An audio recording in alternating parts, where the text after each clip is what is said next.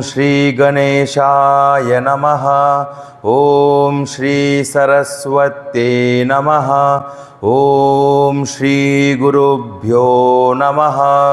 ओम समस्त जन कल्याणे निरतं करुणामयं नमामि चिन्मयं देवं सद्गुरुं ब्रह्मविद्वरं सद्गुरुं ब्रह्मविद्वरं मूकं करोति वाचालं पंगुं लंघयते गिरिं यत्कृपातमहं वन्दे परमानन्दमाधवं सदाशिवसमारम्भां शङ्कराचार्यमध्यमाम् अस्मदाचार्यपर्यन्तां वन्दे गुरुपरम्परां वन्दे गुरुपरम्पराम्। ॐ पार्थाय प्रतिबोधितां भगवता नारायणेन स्वयं व्यासेन ग्रथितां पुराणमुनिना मध्ये महाभारतम् अद्वैतामृतवर्षिणीं भगवतीम् अष्टादशाध्यायिनीम् अम्ब त्वामनुसन्दधामि भगवद्गीते भवद्वेषिणीम्।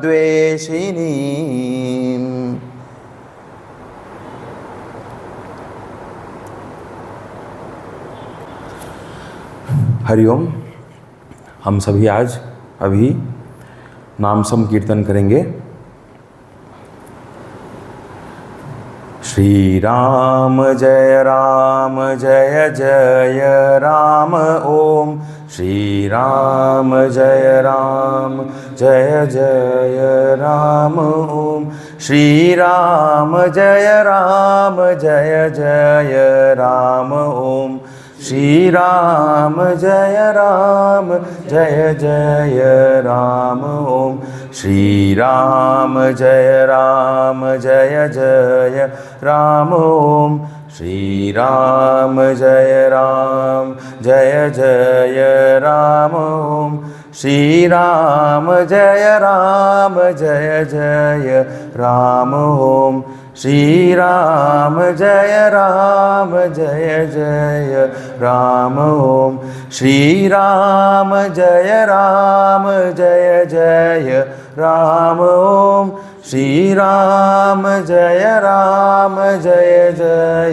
राम। ओम श्री राम जय जय राम। ओम श्री राम जय जय राम। ओम श्री राम जय जय राम। ओम श्री राम जय जय राम। ओम श्री राम जय जय राम। ओम श्री राम जय जय राम। ओम श्री राम जय जय राम। ओम जय जय राम। ओम जय जय राम। ओम जय जय राम। ओम सियावर रामचंद्र की जय। पवन सुत हनुमान की जय। श्री कृष्ण मोहन भगवान की जय। श्री सद्गुरुनाथ महाराज की जय। ओम हर हर नमः पार्वती पते हर हर महादेव। आज अंतिम दिन है श्रवण साधना का और इस अध्याय का आज जो है समापन हो जाएगा। तो हमने कल देखा किस प्रकार से जो है इंद्रिय संयम किया हुआ जो है व्यक्ति वह हमेशा विषयों में क्या है, हमेशा जो है अलिप्त रहता है, हमेशा नित्य रूप से जो है कौन है, ऐसा स्थितप्रज्ञ है। और वह ऐसा व्यक्ति ही, उसका ही जो बुद्धि है वह स्थिर हो सकता है। तो यहाँ पे कह रहे हैं कि आपको भोग करने से रोका नहीं है, भोग आप करें, लेकिन आसक्ति रहित होके अपना एक मन का हिस्सा वह भगवान में हो और दूसरा मन का हिस्सा वह जगत में कार्य करता रहे, इससे कोई फर्क नहीं पड़ रहा। तो यहाँ पे ऐसी स्थिति किसकी है, स्थितप्रज्ञ की है। अब ये भी देखने को आया कि उसको फिर एग्जाम्पल से बताया कि जिस प्रकार से जो प्राणियां हैं, जितने भी प्राणियां हैं संसार में, उनके लिए जो रात्रि है वही ज्ञानी के लिए क्या है, दिन के समान है। और जो जब जीव जो है वो सोता है तब वह क्या है, जागता है। ये हमने इसको देखा। तो अर्थ इसका क्या है कि वह इस जगत को निशा स्वरूप में नहीं दिखता। निशा यानी अंधकार स्वरूप, अविद्या स्वरूप, अज्ञान स्वरूप नहीं दिखता। वह क्या है, उसको उसके जैसा है वैसे देखता है, यानी उसको चैतन्य स्वरूप, आत्म स्वरूप, ब्रह्म स्वरूप में देखता है। कौन, स्थितप्रज्ञ। और जो अज्ञानी है वह कैसे देखता है, वह जगत को देखता है, विषयों को देखता है, उसका भोग करता है, उसके प्रति आसक्ति करता है, दुख पाप को प्राप्त करता है और अशांति को प्राप्त करता है। तो ये उसकी मन की स्थिति ऐसी रहती है। अब उसको एग्जाम्पल से है, गुरुदेव ने कृष्ण भगवान ने समझाया कि समुद्र का एग्जाम्पल था। उसमें बताया कि कैसे एक नाव है वह परिपूर्ण है, किससे, जल से। उसकी जो बाउंड्री है वह सीमित है और साथ ही साथ वह अचल है। अचल यानी बिल्कुल स्थिर है, वैसा ही। और उसमें जो विषय रूपी जो नदियां हैं जो है बह रही हैं चारों ओर से, प्रदेश में आप देखो कहाँ कहाँ नदियां बह रही है, सभी कहाँ जाती है, समुद्र में। सभी नदियां अनेक प्रकार के जो है, कोई सत्व होगा, कोई गंदा होगा, कोई शुद्ध होगा, बहुत ही साफ भी होगा। आज के समय तो साफ बोल कठिन हो गया, लेकिन मतलब पानी जो है वो जा रहा है। तो वह पानी जो है वो विषय रूप जो है वो पानी वो जा रहा है, लेकिन उसी क्षण वह समुद्र में कुछ फर्क नहीं पड़ता, उसको वो विचलित नहीं होता। वैसे ही वह ज्ञानी पुरुष इस संसार में रहता है, विषयों का भोग करता है, विषयों के प्रति कामना भी अगर आए, आसक्ति भी आए, तो वह उससे लिप्त नहीं होता। और वह कामना जो है विषय के प्रति, वह आत्म तत्व में लीन हो जाता है, ऐसा इसमें बताया। और वह इसीलिए वह पुरुष को जो है शांति का प्राप्त होता है और वह कामी नहीं है, यानी उसके अंदर कामनाएं नहीं है, वह कामनाओं को त्याग चुका है। ये हमने कल देखा। सारे जो विषय कामनाएं हैं जो विकार उत्पन्न करते हैं, वह सब के सब जो है उस आत्म तत्व में समा जाता है, जैसे कि नदियां समुद्र में समा जाती हैं। ये हमने कल देखा। अब आज जो है आगे हम बढ़ते हैं, 71 जो है श्लोक हम देखेंगे। तो इसमें क्या है कि स्थितप्रज्ञ के दो मुख्य लक्षण को बताया गया है कि आत्मसंतुष्टि और निष्कामत्वा। निष्काम जो उसके अंदर जो आ चुका है वह दोनों है। अब जो है इसी का जो है विस्तार जो है श्लोक नंबर 71 में है। मैं कहूँगा आप दोहराइएगा। विहाय कामान्य सर्वान् पुमाश्चरति निष्प्रियः निर्ममो निरहंकारः स शान्तिमधिगच्छति। हाँ, साथ में विहाय कामान्य सर्वान् पुमाश्चरति निष्प्रियः निर्ममो निरहंकारः स शान्तिमधिगच्छति। तो यह जो श्लोक है 72 और इसके आने वाले जो दोनों श्लोक है वह किसके बारे में है? संन्यास मार्ग के बारे में बताया गया है। इसके थोड़ा उसमें विस्तृत रूप से उसको बताया है। तो उसका अर्थ देखते हैं। तो क्या कहा कि जो पुरुष जो है सभी कामनाओं को त्याग कर, सभी कामनाएं को त्याग कर, पहला क्या है? कामनाएं। सभी कामनाओं को त्याग कर क्या हो जाता है? स्पृहा रहित हो जाता है। स्पृहा दूसरा, कामना और स्पृहा रहित हो जाता है। फिर उसके साथ साथ कहा निर्ममो निरहंकार, यानी कि निर्ममता, ममता जो है, मम भाव, मेरापन जो है उसको भी त्यागता है और निरअहंकार हो गया, यानी अहंकार रहित हो गया। ये चार चीजें वह क्या है? इस प्रकार से वह क्या करता है? विचरण करता है।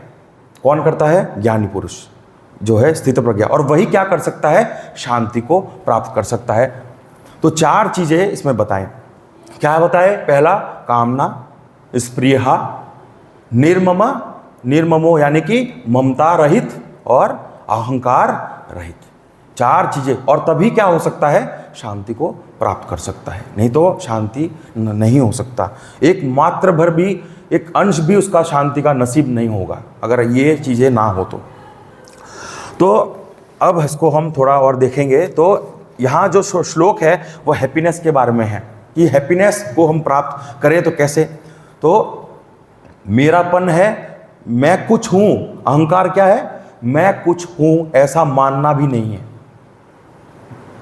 अपने आप को किसी परिस्थिति के साथ हम अपने आप को कभी पिता समझ लेते हैं, कभी हम एक व्यापारी हो जाते हैं या ऑफिसर हो जाते हैं, या फिर हम समाज के स्तर पे हम सेवक हो जाते हैं, और वही इंसान जो है किसी का पिता हो जाता है। अनेक जो है मैं कुछ हूँ, ये जो आपस जो उसके पास जो अनेक जो नेम्स एंड फॉर्म्स जो धारण कर रखा है व्यवहार के रूप में, वो किसी भी व्यवहार के प्रतीक रहता भी हो लेकिन वह उससे आसक्ति नहीं करता, वो निरहंकार। अब वह क्या करता है? केवल जीवन मात्र के लिए क्या करता है?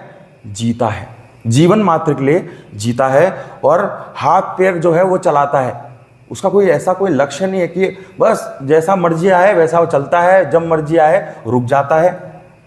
एक समय एक एग्जाम्पल हमारे गुरु स्वामी जी बताते थे कि एक जो साधु था, एक समय वो चल के जा रहा था। अब वह क्या हो गया? वो जा रहा था, कहाँ जा रहा था किसी ने पूछा तो बोला पता नहीं, बस जा रहा हूँ। तो वो जा रहा था और फिर हवाएं आने लग गई। अब हवाएं ऐसे आने लग गई तो बाल जो है उसके आंखों के सामने आने लगा, तो वो मुड़ गया और वापस रिटर्न जाने लगा। तो बोला ऐसा क्यों कर रहे हो? तो बोला क्या है, कहीं भी जाओ, क्या फ़र्क पड़ता है, हमारे लिए क्या फ़र्क है, हम कहीं भी रहे कहीं भी जाए, क्या फ़र्क पड़ता है। तो यहाँ ऐसा स्थिति, यानी हाथ पैर भी चलाता है, बस अपने जो पाना था वो तो प्राप्त कर लिया ना, कृतकृत्य हो गए ना, जो उसको पाना था वो तो प्राप्त कर लिया ना। तो यहाँ जो है चलता है, उतना ही चलता है और भोजन भी करता है, सब कुछ करता है, लेकिन वह भोजन को जीने के लिए ही जितना आवश्यक है करता है, भोग नहीं करता उसका, आवश्यक है जितना। ऐसा हमको देखिए, ये सारी चीज़ें हम क्यों समझ रहे हैं? हमारे अंदर आ सके, हम इसको अपने जीवन में प्रैक्टिस कर सके, अभ्यास कर सके। तो वह जो है ऐसा कभी नहीं कहता मेरापन के, ये मेरा वस्त्र है, ये मेरा घर है, ये मेरा पेड़ है, मैं यहीं रहता हूँ। वह हमने पहले भी देख लिया है कि वह जो है किसी भी स्थान को भी अपनापन, अपने रूप, अपना जो नहीं समझता, क्योंकि उसके लिए तो जगत ही क्या है? घर है, पूरा का पूरा जगत ही उसका घर है, वो कहीं भी जा सकता है। तो ऐसे निर्लिप्त होकर वो रहता है और अपने आप को ये भी नहीं कहता कि मैं बहुत ही बड़ा एक ज्ञानी व्यक्ति हूँ, मुझसे कुछ भी पूछो, आप पूछो मैं बताता हूँ। ऐसा भी नहीं, कोई पूछता है तो बता देता है, कोई हंसी मजाक कर लेता है, हंसी मजाक भी कर लेता है, व्यवहार की बातें भी कर लेता है, खुश भी हो जाता है और हम भी खुश हो जाते हैं। और कोई ब्रह्म ज्ञानी का प्रश्न हो, ब्रह्म का ज्ञान हो तो वो भी पूछ ले, तो वो भी बता देगा। तो वो जैसे हम जैसे उनके साथ इंटरेक्ट करेंगे तो जो है अहंकार बिल्कुल क्या है? बिल्कुल मुक्त है। इन सभी, बच्चे के साथ बच्चा हो जाएगा, बूढ़ों के साथ बूढ़ा हो जाएगा, यूथ के साथ यूथ की तरह बात करेगा, और जब प्रवचन करेगा तो ऐसा ज्ञानी व्यक्ति लगेगा नहीं कि ये कौन है, ये कहाँ से आ गए, इनमें तो ये हमने रूप देखा ही नहीं, हमको ऐसा पता ही नहीं चला। और इसको देखना है तो हमारे गुरुदेव को हम देख सकते हैं, सब चीज़ें में किस प्रकार से उन्होंने इस चीज़ को प्रदर्शित किया है, लक्षणों को। तो अब जो है तो स्पृहा के बारे में देखते हो। स्पृहा के बारे में बताया कि स्पृहा और कामना में बड़ा प्रश्न उठता है कि ये दोनों में डिफरेंस क्या है। तो कामनाएं ऐसी होती हैं जैसे कि कुछ ऐसी चीज़ है जिस वस्तु को हमने कभी ग्रहण नहीं किया। जैसे एग्जाम्पल कि एवोकाडो पहले नहीं था, किसी ने कभी खाया ही नहीं है, तो कैसे पता चलेगा? तो मन क्या करता है, वो बोलता है एवोकाडो को खाना है, फर्स्ट टाइम एक्सपीरियंस, वो कामना, उसको कहते हैं कामना। अब अच्छा लग गया, वह स्पृहा का रूप ले लिया, यानी मुझे अब खाना है, तो खाया हुआ दोबारा खाना चाह रहा है, उसी को स्पृहा कहते हैं। और पहली बार जब हमने कुछ एक्सपीरियंस किया ही नहीं कभी कुछ, उसको हम अगर फर्स्ट टाइम बोलते हैं ना, it is called the exploration of the world, we say no exploration, we try to explore the things, explore the objects of life. So that is one of the, so mind कामना जो होता है वो exploration की ओर होता है, लेकिन स्पृहा वो आसक्ति के साथ बहुत ज़्यादा तीव्र होता है, इसलिए कहते हैं अत्यंत कामना, अत्यंत कामना। और वह भविष्य में के रूपी होता है, भविष्य यानी मुझे खाना है, मुझे चाहिए।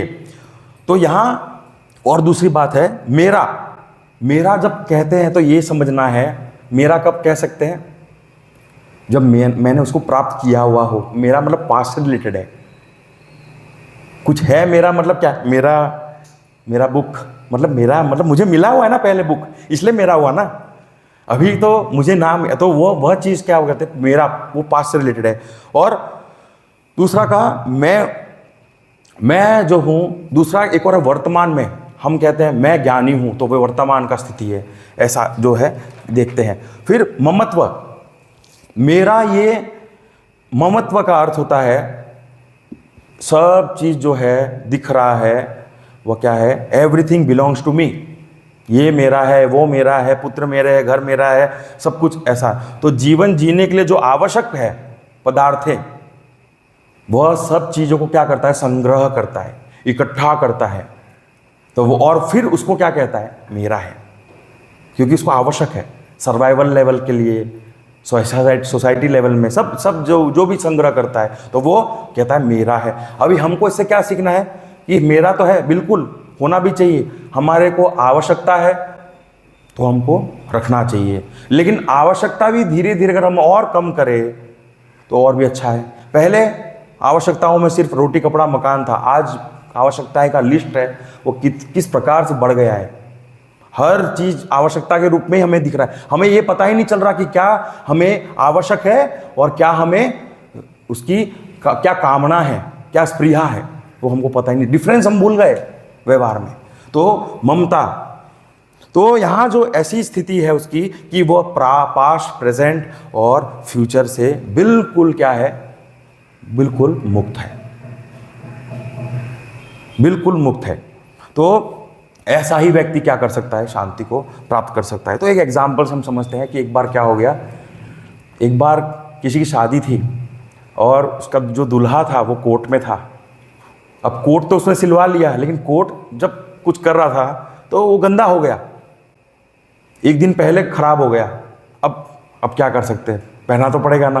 तो उसने क्या किया, अपने दोस्त को बोला कि तुम एक काम करो, तुम्हारा ही एक कोट जो है, ब्लेजर है, मुझे दे दो। अब उसने तो दे दिया।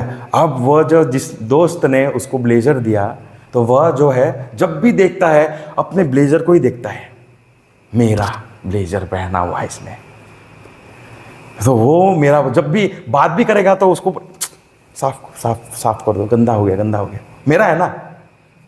तो ऐसा इस प्रकार से वो क्या करता है, मेरापन जो है वो छूटता नहीं है। तो मेरापन जो है धीरे धीरे हमको त्यागना है। और मेरापन कब छूटेगा, उसके लिए हमें मैंपन, अहंकार का नष्ट करना है, तो मेरापन को त्यागना पड़ेगा। तो शुरुआत कहाँ से होगा, मेरापन को त्यागने से होगा। वस्तुओं को त्यागना है, इसलिए हम जब भी तीर्थ करते हैं कुछ ना कुछ जो है छोड़ के आ जाते हैं, कुछ ना कुछ अपने एक व्रत ले लेते हैं, कुछ दान कर देते हैं वस्तुओं का। तो वो हम करते हैं। तो ये क्या है, वस्तु का दान करने से हमारे अंदर पॉजिटिवनेस कम हो जाता है और वही हमारे अहंकार को क्या करता है, हल्का सा कमज़ोर कर देता है। अहंकार कम हो जाता है, कम होने लगता है। तो ये देखा, तो शांति प्राप्त करने के 4 जो है मंत्र उसको बताए हैं। तो निरअहंकार में महत्वपूर्ण क्या है, निरअहकार आदमी हो तो उसका ऑपोजिट क्या होगा, हम्बल बनो, विनय होना चाहिए। अहंकार का एक ही है कि अहंकार ना हो तो विनय जो है अंदर आना चाहिए। वह धीरे धीरे दिखता है, तभी हमें पता चलता है। और अहंकार किसका होता है, लर्नेस्ट का। मैंने बहुत पढ़ाई कर लिया है, मैं स्कॉलर हूं, तो वह भी, उसका भी अहंकार, उसका भी अभिमान। तो ये सारी चीजें हैं। और हम किसका अभिमान कर रहे हैं इस जगत में? आज हम पढ़े लिखे हैं, आज हम कुछ हैं, लेकिन हम पिछले जन्म में, हम अगले जन्म में क्या होंगे हमको क्या पता, वो तो हमसे छूट जाएगी। तो अहंकार किस बात का? डेथ होती है तो सब एक जैसे हो जाते हैं, सबका जो अंत होता है वो एक ही प्रकार का अंत होता है, चाहे वो कोई भी हो, चाहे वो किस भी पद में हो या किसी पद में ना हो, उसका एक ही अंत है। इसलिए निरअहंकार जीवन जो है जीने का हमको प्रयास करना है।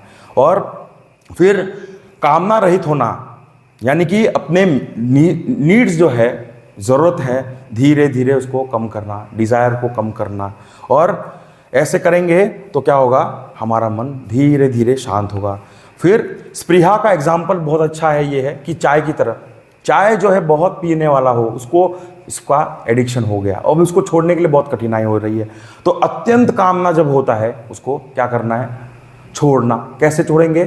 तो पहले mentally you have to think, every time you drink a sip of tea, you say to your self, I will stop one day, I will stop one day, and then you drink slowly, every day you practice this. You are like, आप क्या करें, अपने मन को programme कर रहे हैं, मन को क्या करें, अलर्ट, उसको समझा रहे हैं। एक समय आएगा आप एकदम से क्षण भर में छोड़ दोगे।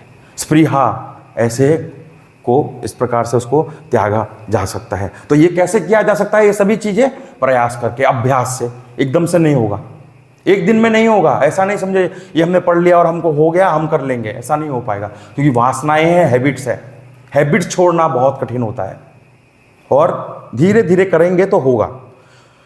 तो यहां जो है, मैं जो कभी कभी हम बैठ जाते हैं, एक एग्जाम्पल और है, हम कभी कभी बैठ जाते हैं और मन को जबरदस्ती शांत करने का प्रयास करते हैं, जबरदस्ती। तो क्या मन शांत हो जाती है? नहीं होती। क्यों? क्योंकि बार बार हम सोच रहे हैं शांत क्यों नहीं हो रहा, शांत क्यों नहीं हो रहा, शांत क्यों नहीं हो रहा। ये जो अहंकार ऐसे कार्य करता है, कर्तृत्व भाव।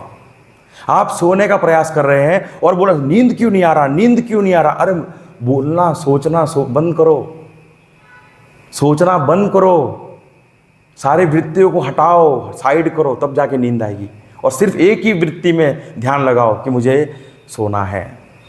कोई भी वृत्ति आए, रिजेक्ट, तो जाके नींद आती है। वैसे ही ब्रह्म में स्थिति प्राप्त करनी है तो वह जो है बार बार इस प्रकार से अपने कर्तृत्व, जो कर्तृत्व भाव है उसको हटाना, उसको उसके प्रति जो है नहीं आने देना। तो कर्तृत्व भाव अगर बहुत ज़्यादा हो तो अशांति हो जाती है मन में। और फिर एक बात और है कि शांति का मार्ग हम अपना तो रहे हैं, कोशिश तो कर रहे हैं, लेकिन शांति का प्राप्ति तो सिर्फ और सिर्फ एक मार्ग से ही हो सकता है, और वह है त्याग से। त्याग से ही सिर्फ और सिर्फ शांति प्राप्त हो सकता है। बाकी सब जो है हम अलग अलग टेक्निक्स लगा रहे हैं। तो त्याग करना किसकी? जो चीज़ जगत में जो हमें दिख रहा है, जो मिथ्या स्वरूप है, उसका त्याग करना, अपने अहंकार को त्याग करना, अपने कामनाओं को त्याग करना, अपनी स्पृहाओं को त्याग करना, अपने मेरापन को त्यागना, ममत्व को त्यागना। ये सारी चीज़ें हम जब त्यागेंगे तभी क्या होगा, हो पाएगा, नहीं तो बस कहने की बातें हैं। अब ज्ञानी पुरुष जो है उसमें क्या है, किसी भी प्रकार का जो लालच नहीं है, बिल्कुल भी आसक्ति नहीं है, और सभी चीज़ों का उसने क्या किया, त्याग कर दिया है। ये बड़ा उसमें इंपॉर्टेंट लक्षण है। इसीलिए उसका मन शांत है और सुखी है। वह सुखी होने का कारण यही है। अब इसमें एक चीज़ और देखना है कि पहला जो है ममत्व, वह क्या है, कारण का जो कार्य है उसका त्याग करना। वो कारण है का कार्य है, मतलब कार्य को हम त्याग रहे हैं। और यहाँ जो अहंकार जो है वह क्या है, वह कारण है। तो कारण और कार्य दोनों, यानी कि अगर इसको हम सिंपल भाषा में समझे तो त्रिपुटी कहते हैं। तो कारण क्या है, कॉज एंड इफेक्ट, यानी कि जो आत्मा है उसी के माया उपाधि के साथ जुड़कर वो संसार को बनाता है। तो हमने अगर उस माया को त्यागा, यानी वो मेरापन उसको त्यागा, तो अहंकार जो है वो अकेला रह जाता, दृष्टा रूप रह जाता है। और वह दृष्टा भी क्या है, उस आत्म स्वरूप में लीन हो जाता है और इसी प्रकार से उसको आत्म तत्व का अनुभूति हो जाता है। तो इस प्रकार से हमें क्या करना है, कोशिश करते रहना है और प्रयास करते रहना है। तो दुख का कारण क्या है, यहाँ पे बता दिया है, दुख का कारण भी बता दिया कि अहंकार है। अहंकार से क्या होता है, ममत्व आता है और ममत्व से स्वार्थपन आता है और फिर असंख्य इनफाइनाइट कामनाएं जो है वो जागृत हो जाती है। तो रूट क्या है, इसलिए कहते हैं अहम, मैं। ये मैं जो है यही सबका जड़ है और वही उसी के माध्यम से ये मेरापन आता है और वह मेरापन आने के कारण फिर हम स्वार्थी हो जाते हैं, क्योंकि मुझे हैप्पीनेस चाहिए इस जगत से, और वही स्वार्थीपन से मैं अपने को सेटिस्फाई करना चाहता हूँ। कैसे, विषयों के माध्यम से। तो मैं उसके प्रति कामनाएं को लाना चाहता हूँ, कामनाओं को अचीव करना चाहता हूँ, उसको पूर्ण करना चाहता हूँ। अब संन्यास यहाँ पे का शब्द है, गुरुदेव बता रहे हैं। तो संन्यास का अर्थ यही बताया कि जिसने अपने अहंकार और स्वार्थ को त्यागा है, यही सन्यासी है। और जब उसने त्यागा, कैसे त्यागा, वैराग्य से। वैराग्य कैसे आया, विवेक से। और विवेक कैसे आया, पढ़ के, समझ के, ज्ञान मार्ग से। विवेक उसी प्रकार से, और विवेक भी कैसा, अनित्य, नित्य नित्य अनित्य वस्तु का विवेक, जो सत है असत का विवेक, हाँ, जो रियल है और अनरियल है उसका विवेक। ये सभी चीज़ों का जो है इसमें बताया। अब पूर्ण दिव्य स्वरूप में तभी स्थिति हो सकती है जब इस प्रकार से हमने जीवन को जिया है, तब तक नहीं हो पाएगी।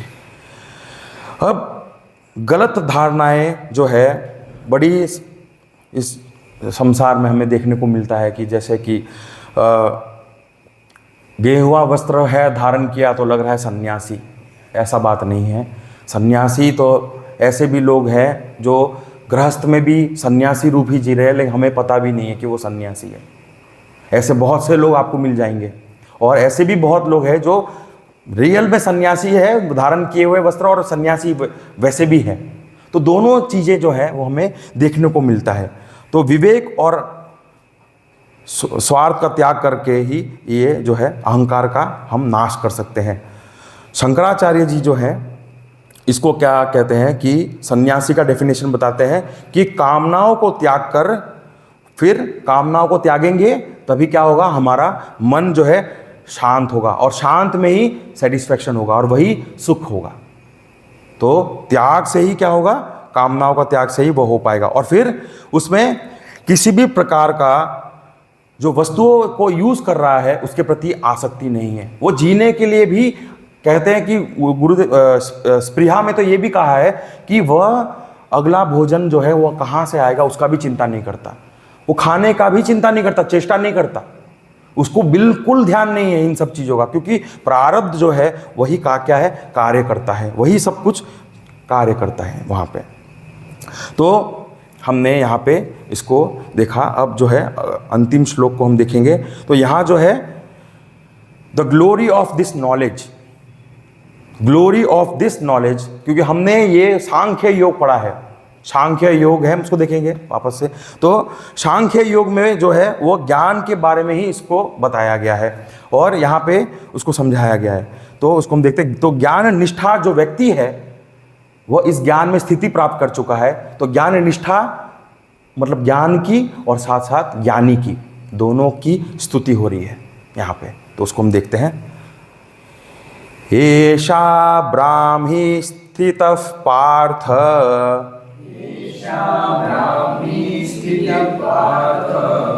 नैनां प्राप्य विमुह्यति स्थित्वा स्यामन्तकालेऽपि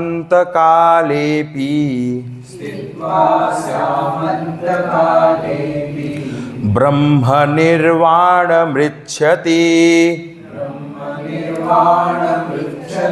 हाँ, ब्रह्म निर्वाण जो शब्द है, निर्वाण शब्द कहते हैं कि ये शब्द तो किसी और संप्रदाय में है, लेकिन देखिए यहाँ ऑलरेडी बता दिया गया है 5000 साल पहले ऑलरेडी बता दिया गया। ये ब्रह्म निर्वाण शब्द है, यानी कि उसको हम देखते हैं तो इसमें बताया क्या कि पार्थ, हे पार्थ, यह जो ब्राह्मी यानी कि ब्राह्मी क्या है, ब्रह्म को प्राप्त हुआ जो पुरुष है वही ब्राह्मी है। तो ब्राह्मी जो है वह उसकी स्थिति हो गई है। यह जो ब्राह्मी है उसकी स्थिति हो गई है। फिर कहा इसे प्राप्त कर पुरुष जो है वह मोहित नहीं होता।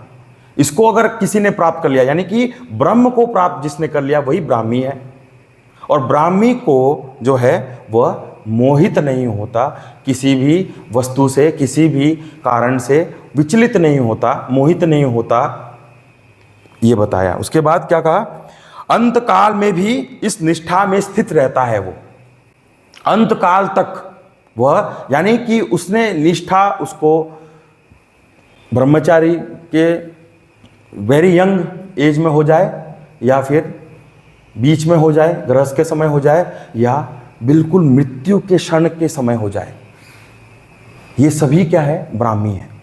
तो ये इसमें बताया। तो वह क्या है, अंत काल में भी निष्ठा में स्थित हो जाता है, ब्रह्म निर्माण, और वही क्या है, ब्रह्म निर्वाण है, यानी ब्रह्म और उसमें क्या हो गया है, एक हो गया है, वो ब्रह्म से एक हो गया है। इसी एकत्व को क्या है, ब्रह्म निर्वाण मी गच्छति, मतलब ब्रह्म के साथ एक हो गया और उसको प्राप्त हो गया। ये इसको यहाँ पे इसका अर्थ बताया। हाँ, तो ब्राह्मी का अर्थ जो है अहंकार रहित होना। आप बोलोगे ब्राह्मी का अर्थ अहंकार रहित, तो अहंकार के बिना तो हमसे काम ही, तो शून्य है क्या जीवन। अहंकार जब हमारा लीन हो जाता है तो हमें शून्य का अनुभव होता है, क्योंकि ब्रह्म जो है वह त्रिपुटी से परे है। वह जो है जो देख रहा है, यानी दृष्टा और दृश्य, और वह जो दोनों क्या है, और साथ में जो देखने का जो प्रोसेस है, अनुभव जो हो रहा है, वह क्या है, उन सभी से परे है, वो तीनों से परे है। तो वह ब्राह्मी जो है वह शून्य नहीं है। इसलिए कहते हैं कि निर्वाण शब्द से हमें वही शून्य का ही याद आता है। निर्वाण जो है शून्य नहीं है, वह क्या है, जो आत्मा जो मेरी स्वरूप है, जो मेरा स्वरूप है, वही उस शून्य को भी देखता है, और वही मैं हूँ, मैं शून्य थोड़ी हो सकता हूँ। इसलिए यहाँ कहा कि शून्य नहीं है। तो अगर ऐसा हो, अगर हम अपने आप को शून्य मान ले, तो हमारा जीवन तो अर्थरहीन हो जाएगा। और शून्य में से कुछ आ भी कैसे सकता है, असत्य से सत्य कैसे आ सकता है, जब कुछ है ही नहीं उसमें से कुछ कैसे आ सकता है। ये अपने आप में एक विरोध जो है, तर्क के रूप में हम देखें तो वो विरोधाभास है, कैसे हो सकता है ये। इसलिए यहाँ पे जो है निष्क्रिय अर्थहीन जो है वो जीवन, ऐसा जो कहते हैं कि हम शून्य हो गए, ऐसा कुछ नहीं है। तो अल्टीमेटली लक्ष्य क्या होना चाहिए, ब्राह्मी, यानी ब्रह्म की प्राप्ति। अब यहाँ क्या हो गया, इस प्रकार से वह जो है साधना करते हुए स्थितप्रज्ञ हो चुका है, और स्थितप्रज्ञ होने के बाद उसकी जो भ्रांति है वह क्या हो गया, नष्ट हो गया है, और वह ज्ञान स्वरूप में प्रतिष्ठित हो गया है, ज्ञान में प्रतिष्ठित हो गया है। ज्ञान भी ऐसा आता जाता नहीं है, कभी ज्ञानी है कभी अज्ञानी है, कभी ज्ञानी है कभी अज्ञानी है। हमारे साथ ऐसा ही होता है, कभी हमारा मन अच्छा होता है, कभी हमारा मन सत्व नहीं होता। लेकिन यहाँ उसकी स्थिति एकदम स्थिर है, इसलिए कहा स्थिति स्थिर, ही इज लाइक अचल। समुद्र देखा कैसे अचल है, बिल्कुल उसकी बुद्धि बिल्कुल हिलाए नहीं हिलता, उसी को स्थिर, माउंटेन की तरह। तो ऐसा जो है व्यक्ति ही जो है आत्मा अनुभव को कर सकता है, ऐसा व्यक्ति ही आत्मा को अनुभव कर लिया है एक्चुअली यहाँ पे। तो हृदय में जो जैसा है वह हृदय की दृष्टि से जगत को अभी देख रहा है, हृदय की दृष्टि से, ना कि इस उपाधि की दृष्टि से। मन बुद्धि के दृष्टि से जगत को नहीं देख रहा, वह इस हृदय यानी जहाँ मन और बुद्धि एक हो गया है, भावना हो गया है, ध्यान हो गया है, वैसा ही वो व्यक्ति पूरे जगत को देख रहा है। और कैसे देख रहा है? अपने से अलग नहीं। वही क्या है? एकत्व। ब्रह्म के साथ वह एक हो गया है। वह सब जगह ब्रह्म को ही देख रहा है और वह ही क्या है? अद्वैत है। अद्वैत सिद्धांत भगवत गीता का जो है परम जो ज्ञान, इसी के माध्यम से जो है बताने का वो प्रयास कर रहे हैं। तो वह सारा जो संस्कार है, जिस प्रकार से वो संस्कार के आधार पे जीवन को देख रहा था, वासनाओं के आधार पे देख रहा था, अपने राग द्वेष के आधार पे देख रहा था, सब का सब क्या हो गया? नाश हो गया। और वह अब जैसा है उससे वैसा ही देख रहा है और वही सत्य है और वही जो है अटल है, कभी बदलने वाला नहीं है, अचल है। हाँ, और उसमें जो निष्ठा हो गई वो कभी हिलने वाला भी नहीं है। ऐसी स्थिति जो है प्राप्त को उसको वो प्राप्त कर चुका है। अब यहाँ एक चीज़ हमें देखना है कि आत्म अनुभव के बाद मोहित हो अहंकार, तो अहंकार के अंदर जो दुख उत्पन्न, ऐसा हो सकता है क्या? ऐसा एक प्रश्न है कि बाद में वापस से दुख आ सकता है? तो नहीं आ सकता। कैसे आ सकता है? अहंकार में दुख कैसे आ सकता? अहंकार ही नहीं रहा तो दुख कैसे आएगा? मैं जब अपने आप को इस जगत से अलग ही नहीं समझ रहा तो फिर उस पर दुख कैसे? जो कुछ दिख रहा है, दुख कब होगा? जब मुझसे कुछ भिन्न होगा, मुझसे कुछ अलग होगा। अलग होगा तभी तो मुझे प्राप्त करना है। लेकिन यहां तो प्राप्त से प्राप्ति है। जो मुझे प्राप्त करना है वह तो मुझे प्राप्त ऑलरेडी हो चुका है, लेकिन मुझे पता नहीं चल रहा था। अपने आवरण के कारण, विक्षेप के कारण, माया जिस प्रकार से उसने रचा है सब कुछ, वह क्या है? नहीं हो पा रहा था। लेकिन यहां इसका जो है भय और दुख सबका निवारण हो गया है, आत्म साक्षात्कार हो गया है। तो यहां इस प्रकार से वह बिल्कुल दुख रहित हो गया है। तो आप कहेंगे कि शारीरिक दुख तो होता है, बिल्कुल होता है। जीवन मुक्त हो या फिर जीव हो, सभी को शारीरिक दुख तो होता ही है। लेकिन उसकी मन में जो स्थिर रहता है, वो मन से बिल्कुल विचलित नहीं होता, बिल्कुल भी हिलता नहीं है। अपने जगह मन, उसका बुद्धि जो है प्रतिष्ठित रहता है। तो अब यहाँ एक चीज़ और है कि मृत्यु जो है, मेरे समय, मृत्यु के समय में क्या, अगर सपोज मैं मृत्यु के समय में हूँ तो मैं उस क्षण में भूल गया तो क्या होगा मेरा स्थिति? इसमें ब्रह्म निर्वाण जो है उसके बारे में, अंतकाले के बारे में चल रहा है जो विचार है। अंतकाले मतलब मरने के समय। मैं अगर उस समय, मृत्यु के समय अगर भूल गया तो क्या करूँगा? ऐसे तो हम तो भूल जाते हैं, लेकिन क्या ये भूलेगा? नहीं भूलेगा। जिसकी स्थिति हो चुकी है उसको वो कभी उस ब्रह्म के साथ वह विदेह मुक्त हो जाता है। उसे क्यों क्या कहते हैं? विदेह मुक्त। और जीते जी वह जीवन मुक्त हो चुका। तो वह जो है जीवन मुक्त होके शरीर जब त्यागता है तब वह विदेह मुक्त हो जाता है, ब्रह्म लीन हो जाता है, ब्रह्म में लीन हो जाता है हमेशा के लिए। उसी को ब्रह्मलीन कहते हैं। तो यहाँ पे इसको बताया। तो इस स्थिति को क्या है? ब्रह्म स्थिति कहते हैं। यहाँ पे जो स्थिति हो चुकी है वही स्थिति को ब्रह्म स्थिति कहते हैं। और मोहित बिल्कुल नहीं होता, जो प्राप्त करना था उसने प्राप्त कर लिया है। और वह जगत को जैसा सब कुछ देख रहा है और क्या कर रहा है? आनंद में रह रहा है, सुखी हो रहा है। और किसी भी प्रकार से कोई कुछ भी कहे, कुछ फर्क ही नहीं पड़ रहा है। ऐसा वह जीवन है। अब बोले भूल जाओगे। हम स्विमिंग अगर बचपन में सीखे हो सपोज, और हमको कहीं एकदम से हम गिर जाए पानी में, हमको स्विमिंग हम भूल जाएंगे? हमको उस क्षण ही याद आता है, आ जाता है। 2 मिनट थोड़ा तकलीफ होगा, 10-15 सेकंड हमको थोड़ा घबराहट होगा, लेकिन फिर अंदर स्किल जो है वो तो आएगा। क्योंकि ये माया में इतनी क्षमताएं हैं कि वह सभी चीज़ें जो है अपने आप व्यक्त होने लग जाती है समय के आधार पे। वैसे ही यहाँ पे जो ब्राह्मी है वह उस ज्ञान को कैसे भूल सकता है? वह जिसने इतने जन्मों जन्म तक अभ्यास किया है जिसका, वो उस क्षण कैसे भूल सकता है जब उसकी निष्ठा ऑलरेडी हो चुकी है?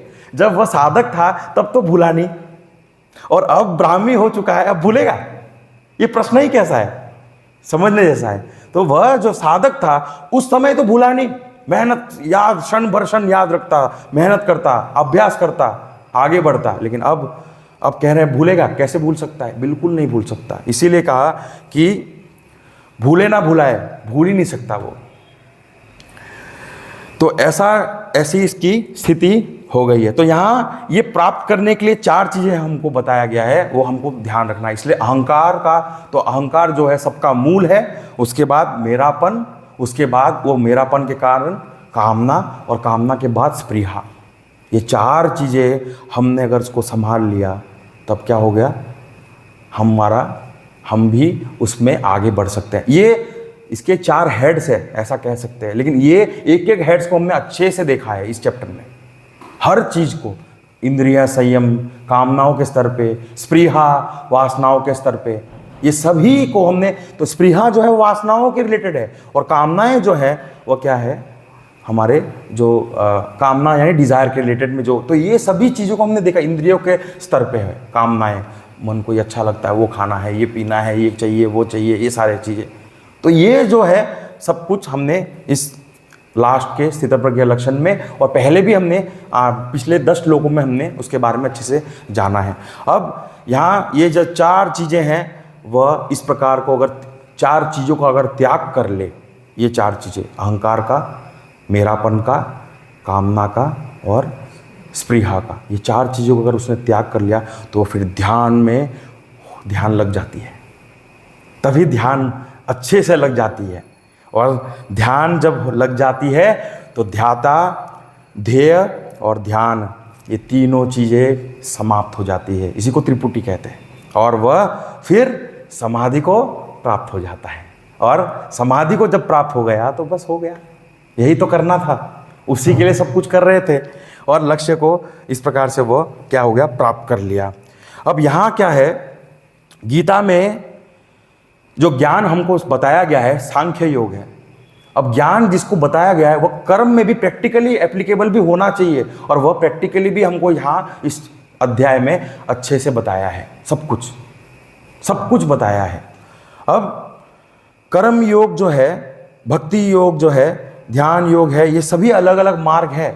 लेकिन हमें ये सभी मार्गों का एक साथ क्या है, मिल के इन सब का जो है एक बोलते हैं कि एक बैलेंस रूप में इसको हमको अपनाना पड़ता है। कहते हैं कि भक्ति मार्ग अलग है, ज्ञान मार्ग अलग है, ध्यान मार्ग अलग है। इन सब चीज़ों में हमको ये सारी चीज़ें साथ में करनी पड़ती है, तभी इसकी जो है प्राप्ति हो पाती है, वरना ये हो नहीं पाता।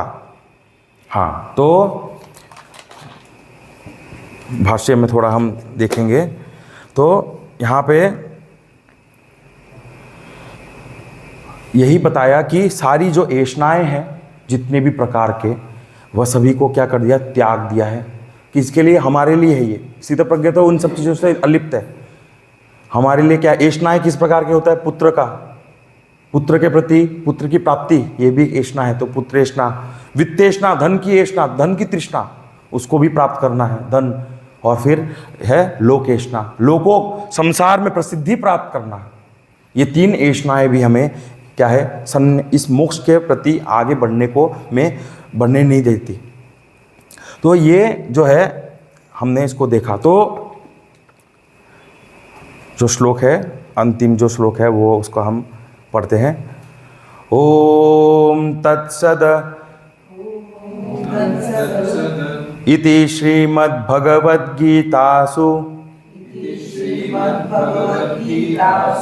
उपनिषत्सु ब्रह्म विद्यायां योगशास्त्रे श्री कृष्णा अर्जुन संवादे सांख्य योगो नाम द्वितीयोऽध्यायः।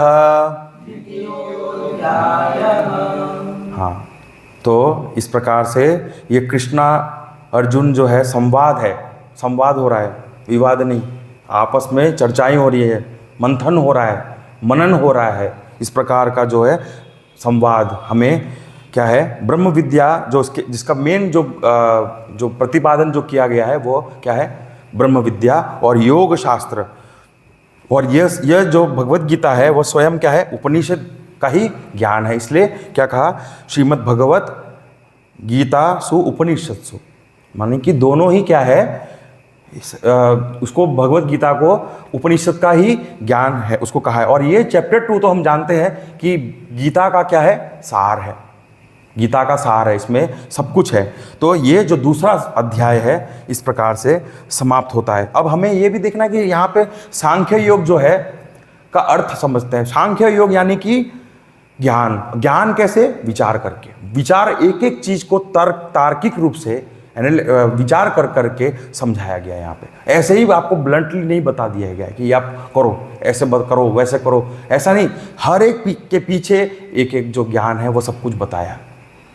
तो यहाँ पे ये जो तत्व ज्ञान है हमको इसमें बताया। तो हम थोड़ा सा देखते हैं कि कैसे दूसरे अध्याय का थोड़ा सा सार देखते हैं। तो दूसरे अध्याय में पहले जो है अर्जुन जो है उसकी स्थिति ऐसी विषाद में थे और फिर उन्होंने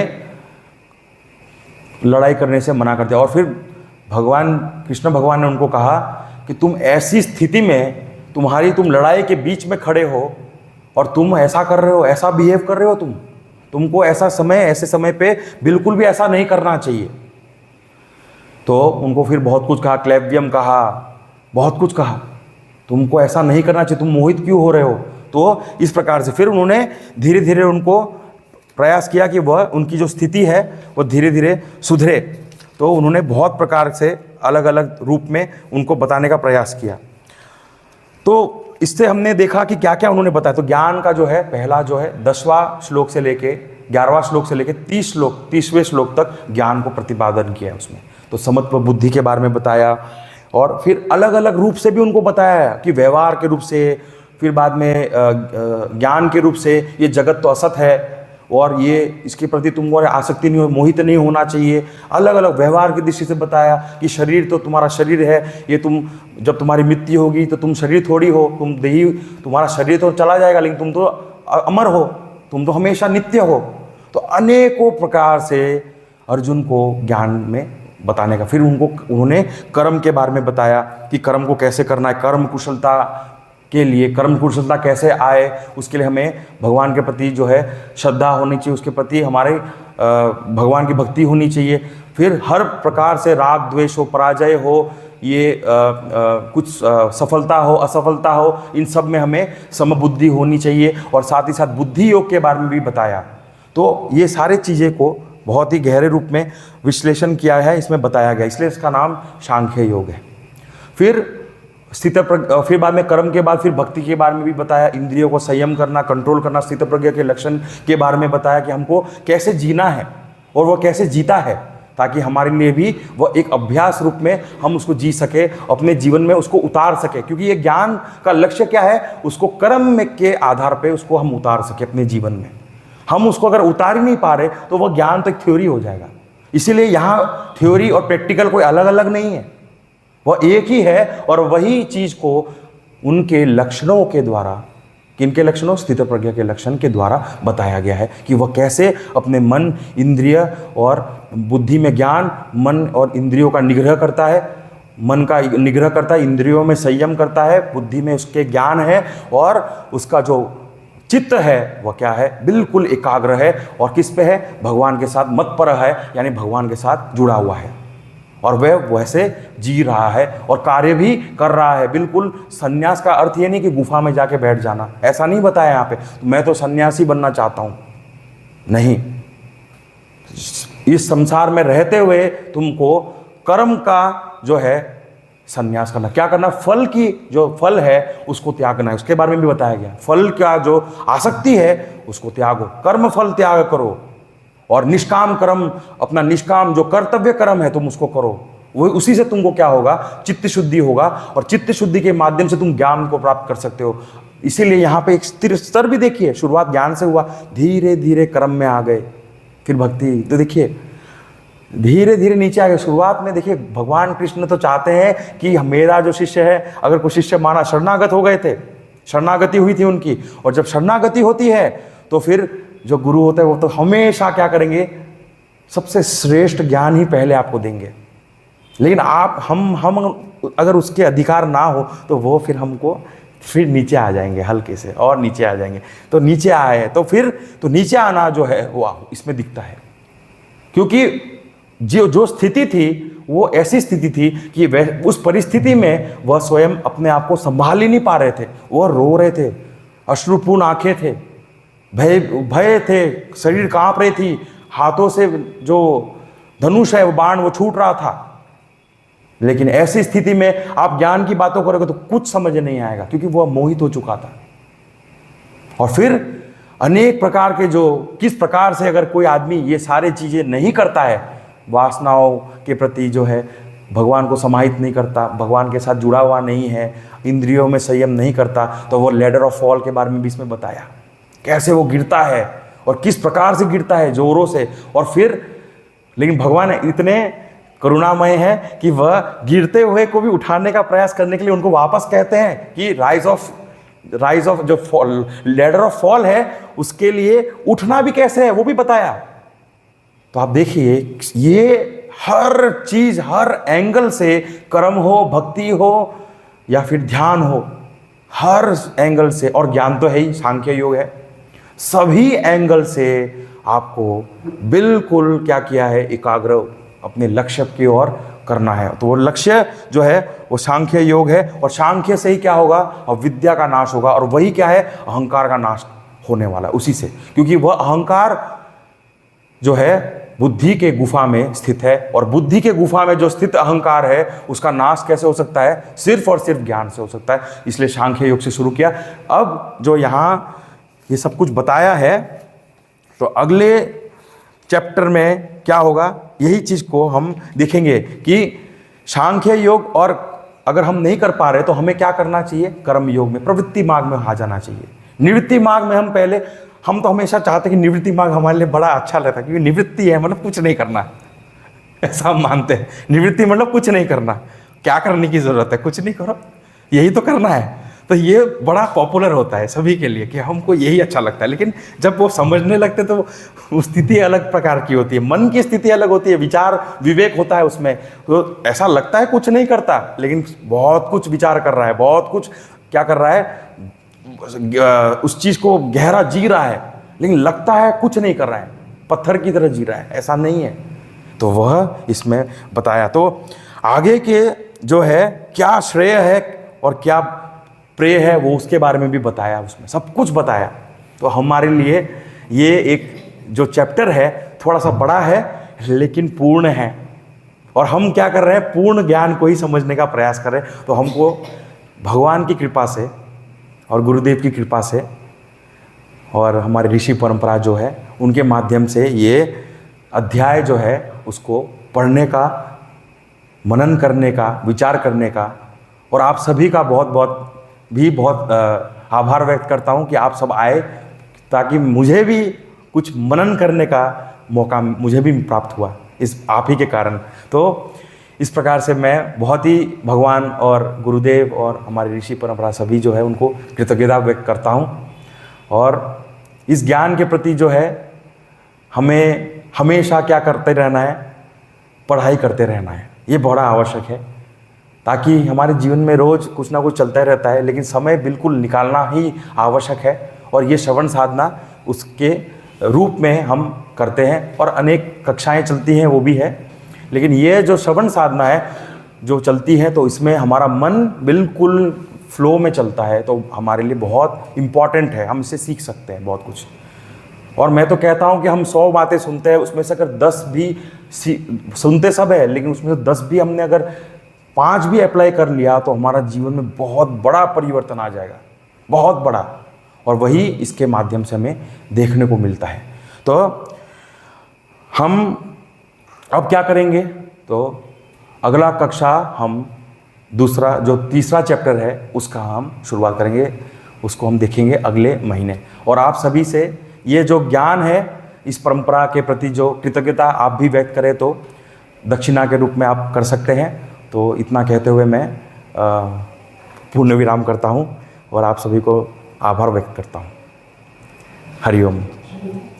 मैं अभी पूर्णवदफ करेंगे।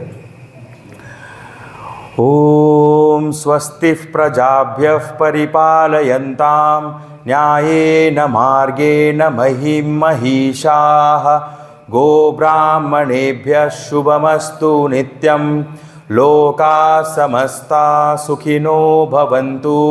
काले वर्षतु पर्जन्यः पृथिवी सस्यशालिनी देशोऽयं शोभरहितः न सन्तु। ओम सर्वेषां स्वस्तिर्भवतु सर्वेषां शान्तिर्भवतु सर्वेषां पूर्णं भवतु सर्वेषां मङ्गलं भवतु सर्वे भवन्तु सुखिनः सर्वे सन्तु निरामयाः सर्वे भद्राणि पश्यन्तु मा कश्चित् दुःखभाग् भवेत्। असतो मा सद्गमय तमसो मा ज्योतिर्गमय मृत्योर्मा अमृतं गमय। ओम पूर्णमदः पूर्णमिदं पूर्णात् पूर्णमुदच्यते पूर्णस्य पूर्णमादाय पूर्णमेवावशिष्यते। ओम शांति शांति शांति। हरि ओम श्री गुरुभ्यो नमः। हरि ओम।